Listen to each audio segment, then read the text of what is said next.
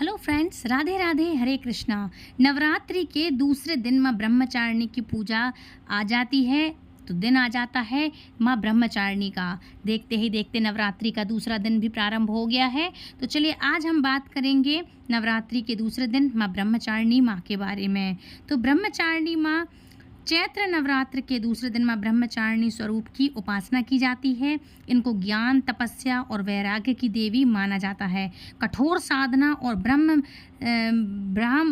में लीन रहने के कारण इन्हें ब्रह्मचारिणी कहा गया है।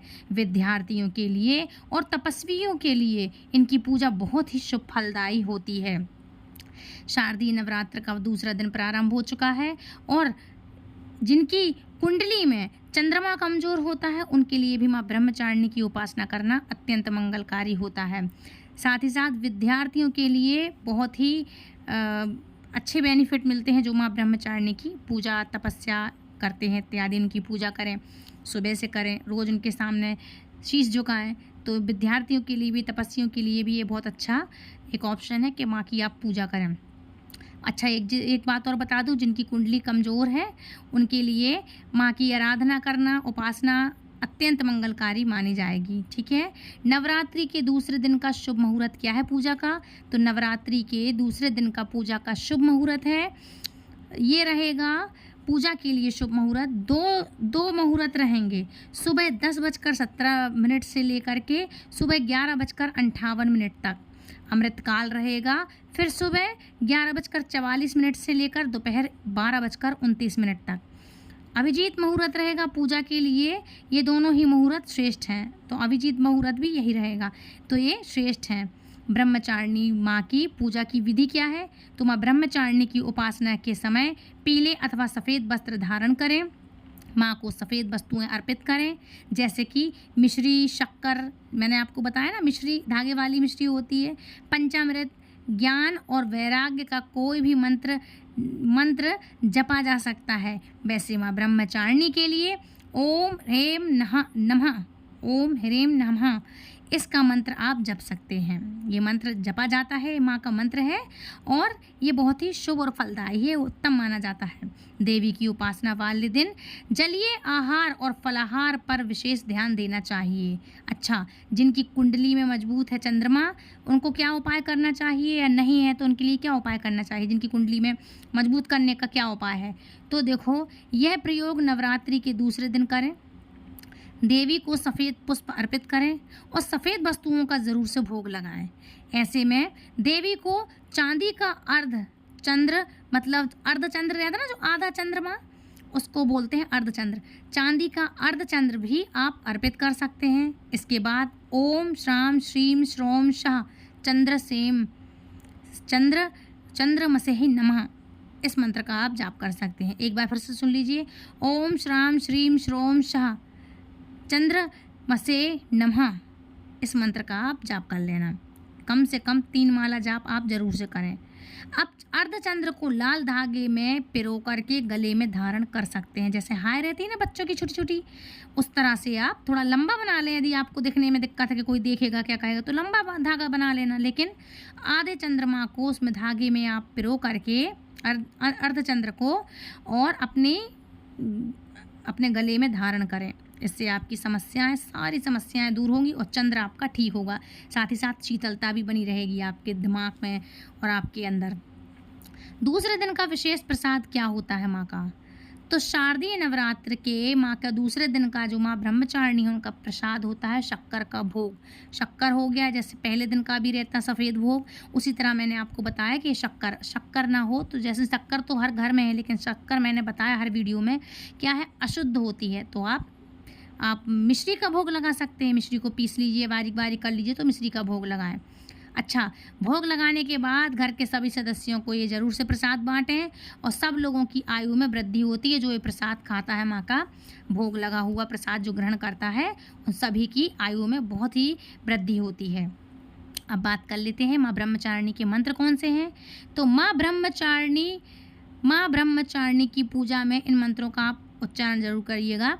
तो मंत्र है, या देवी सर्वभूतेषु माँ ब्रह्मचारिणी रूपेण संस्था, नमस्तस्यै नमस्तस्यै नमस्तस्यै नमो नमः,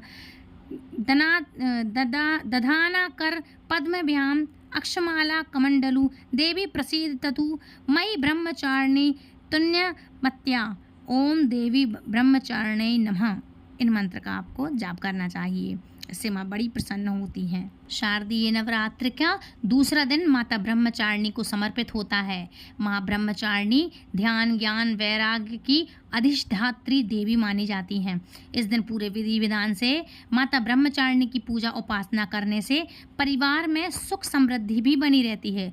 माँ ब्रह्मचारिणी का उद्भव मतलब कहाँ से प्रकट हुई है, तो माँ ब्रह्मचारिणी ब्रह्मा जी के कमंडल से माना गया है इनका उद्गम। मतलब माँ ब्रह्मचारिणी कहाँ से उत्पन्न हुई है, ब्रह्मा जी के कमंडल से, इसलिए इनका नाम ब्रह्मचारिणी पड़ा।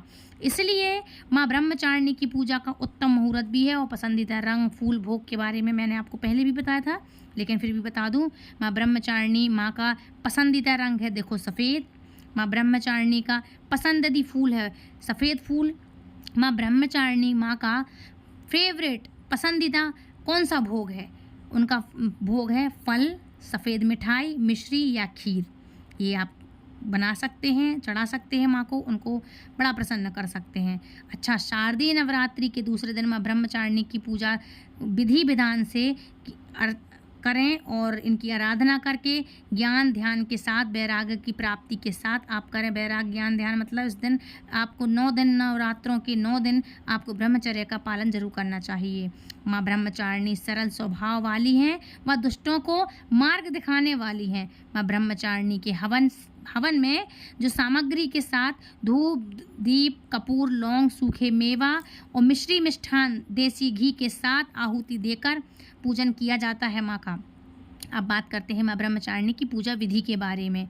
तो माँ ब्रह्मचारिणी की पूजा विधि क्या है, तो सुबह जल्दी उठ करके स्नान वगैरह से आप निवृत्त होकर मंदिर साफ सुथरा कर लें। सुबह से यदि आप माँ को लोटे में जल लेकर जाते हैं, माँ को कहते हैं माँ को जल अर्पित करने, माँ ढाल लें, देवी ढाल लें। कई घरों में, कई गाँव में, कई जगह पे ऐसा बोलते हैं देवी ढालने जा रहे हैं, माँ को जल चढ़ाने जा रहे हैं, माँ को जल अर्पित करने जा रहे हैं। तो इस तरह की कुछ भाषाएं हैं जो मैंने आपको बताई। आपके यहाँ क्या बोलते हैं प्लीज़ मुझे कॉमेंट ज़रूर करिएगा। तो मंदिर जब आप जाते हैं तो आप जल चढ़ा सकते हैं, उनकी पूजा कर सकते हैं। उसके बाद फिर आप सुबह जल्दी आएंगे आप घर अपने ब्रह्म मुहूर्त में, तो आप अपने मंदिर को बढ़िया साफ सुथरा करके दुर्गा माँ का गंगा जल से अभिषेक करेंगे।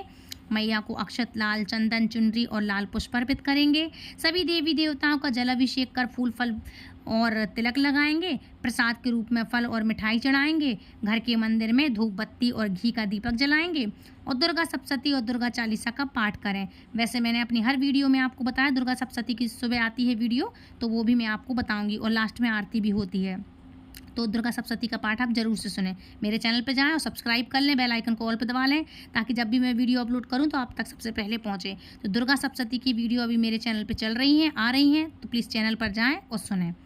अच्छा, इस दिन इनको पान के पत्ते पर कपूर और लौंग रखकर माता ब्रह्मचारिणी की आरती आपको जरूर करना चाहिए और अंत में क्षमा प्रार्थना करें। और मान्यताओं के अनुसार भगवती ब्रह्मचारिणी की पूजा करने से भगवान शिव भी प्रसन्न होते हैं, क्योंकि कोई ना कोई रूप में, किसी न किसी रूप में जो भी माँ है वो सब शिव जी की पत्नी है। माँ पार्वती के ही अनेक अनंत रूप हैं और उन्हीं के 64 कलाएँ, 64 विद्याएँ अलग, उन्हीं के अलग जे रूप हैं और अलग दूसरे रूप हैं।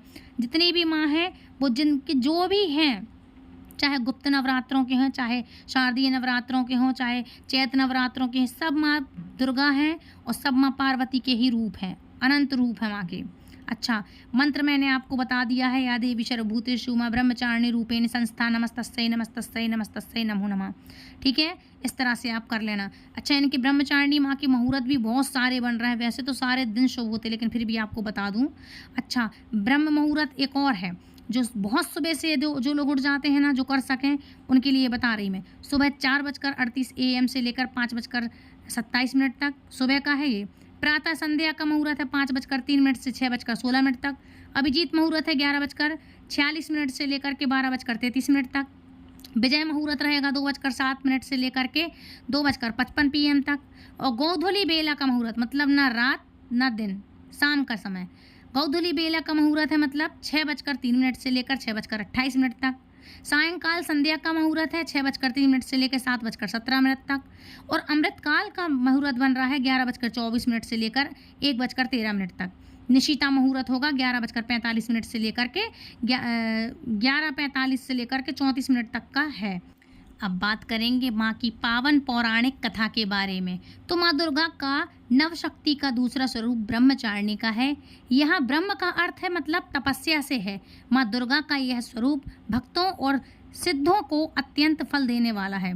इनकी उपासना से तप, त्याग, वैराग्य, सदाचार और संयम की वृद्धि होती है। ब्रह्मचारिणी का अर्थ तप की चारिणी यानी तप का आचरण करने वाली देवी। देवी का यह रूप पूर्ण ज्योतिर्मय और अत्यंत भव्य है। इस देवी के दाएं हाथ में जप की माला है और बाएं हाथ में एक कमंडल धारण किए हुए है माँ।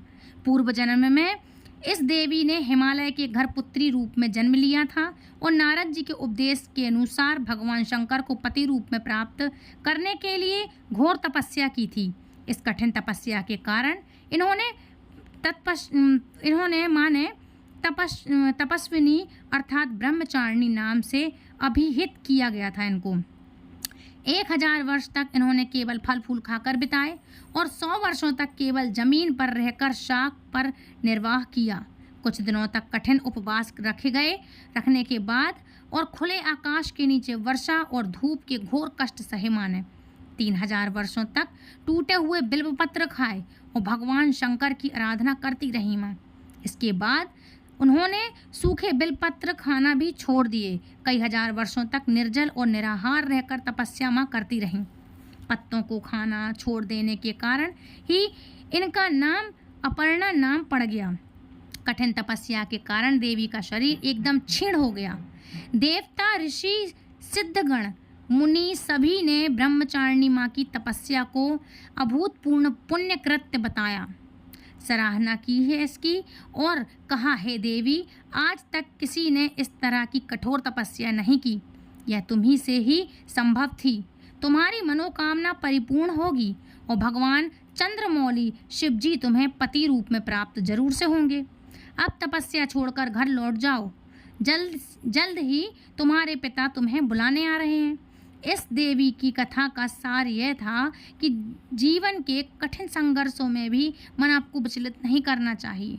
इसके बाद क्या हुआ, जब वो गई वहाँ, उनके पिताजी ढूंढते हुए आए और उन्होंने घर से जाने का उनसे पूछा कि आप क्यों चली गई थी। क्योंकि एक बात और बता दूं, माँ का प्रस्ताव किसी और के लिए शादी का उनके पिताजी ने वचन दे दिया था। इसी के कारण माँ अपनी सखी के साथ एक गुफा में आकर घनघोर जंगल में आई और फिर वहाँ उन्होंने तप किया। जब उनका तप पूरा हुआ तो नारद जी ने और अन्य देवताओं ने ये बोला कि आपके पिता आ रहे हैं, इसलिए आप वापस हो जाएं, घर जाएं अपने। तब वो उन्होंने उस चीज़ का कारण बताया कि उन्होंने घर क्यों छोड़ा और शिव जी को प्रसन्न करके पति रूप में पाया। फिर उनके पिताजी हिमालय राज जो हिमालय राज थे जो हिमालय, वो भी मान गए और शिव जी के साथ उनका विवाह कराया। तो इस तरह से माँ का नाम ब्रह्मचारिणी देवी पड़ा, क्योंकि वो ब्रह्मचर्य से उनका पालन करती रहीं और माँ उनकी आराधना करती रहीं। नव दुर्गा उत्सव को नवरात्रि कहा जाता है। माँ का दूसरा दिन ब्रह्मचारिणी कहलाता है। इससे आपकी स्मरण शक्ति बढ़ती है, रूप सौंदर्य बढ़ता है और आपके जीवन में खूब खुशियाँ आती हैं। तो माँ की आराधना में लगे रहें और माँ के निमित्त ये कथा ज़रूर से पढ़ें। और आपको एक बात और बता दूं कि हमारे चैनल पे प्रतिदिन हर रोज़ नवदुर्गा के नवरात्रि के समय आपके लिए मैं लेकर के आ रही हूँ दुर्गा सप्तशती का पाठ। तो आप रोज़ से सुनिएगा और दूसरों को सुनाइएगा। मेरे चैनल पे आएँ और चैनल को सब्सक्राइब करके बेल आइकन को ऑल पे प्रेस करें, ताकि आने वाली वीडियो की नोटिफिकेशन सबसे पहले आप तक पहुँचे। और हमारे ज्वाइन बटन को ज़रूर से दबाना, प्रेस करना, ताकि आप हमारे चैनल से, हमारे परिवार से जुड़ सकें और आप हमारे सदस्य कहला सकें हमारे परिवार के। तो आपके लिए, आप यदि हमारे चैनल को ज्वाइन करेंगे तो आपके लिए सबसे पहले नोटिफिकेशन भी जाएगा और हर तरह की आपके लिए अच्छी अच्छी जानकारी तुरंत से मिल जाएंगी, सभी तीज, त्योहार, व्रत आदि की। तो फ्रेंड्स, मिलती हूँ नेक्स्ट वीडियो में। तब तक के लिए राधे राधे, हरे कृष्णा, जय माता दी, जय माँ ब्रह्मचारिणी की, राधे कृष्ण, जय माता की।